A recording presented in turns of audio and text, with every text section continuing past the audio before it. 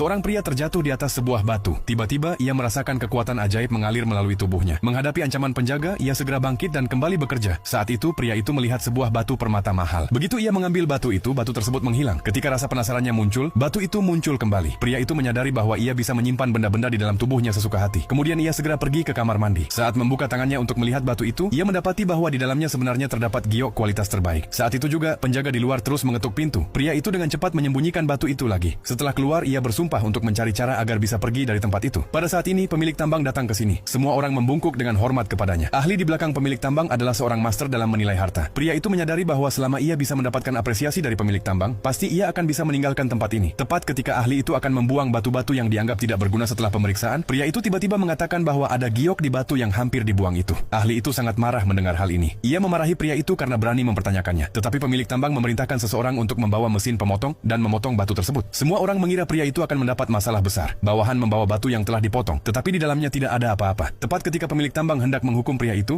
berkata bahwa jika mereka memotong sedikit lagi, mereka akan dapat melihat gioknya. Pemilik tambang memutuskan untuk mempercayai pria itu sekali lagi dan memintanya untuk melakukan pemotongan secara langsung. Saat pria itu memotong batu tersebut, ternyata di dalamnya penuh dengan giok mahal. Semua orang sangat terkejut. Ahli itu hampir membuat pemilik tambang mengalami kerugian besar barusan. Ia berlutut di depan pemilik tambang dengan ketakutan, tetapi pada akhirnya tetap tidak mendapat pengampunan. Pemilik tambang sangat menghargai kemampuan penglihatan pria itu. Ia meminta pria itu datang ke lelang untuk mencarikan batu bagi dirinya keesokan harinya. Keesokan harinya, pria itu datang ke lelang. Ia melihat semua orang berkumpul di sekitar tumpukan batu. Pria itu melihat ada giok tiada bandingannya yang tersembunyi di salah satu batu tersebut. Ia segera meminta pemilik tambang untuk membelinya. Namun semua orang yang hadir tidak optimis dengan batu itu. Melihat pandangan tegas pria itu, pemilik tambang akhirnya membeli batu tersebut. Semua orang menunggu untuk melihat apakah itu hanya lelucon. Setelah batu itu dipotong, ternyata persis seperti yang dikatakan pria itu. Bahkan, giok jenis ini bisa dijual seharga $500.000 per gram.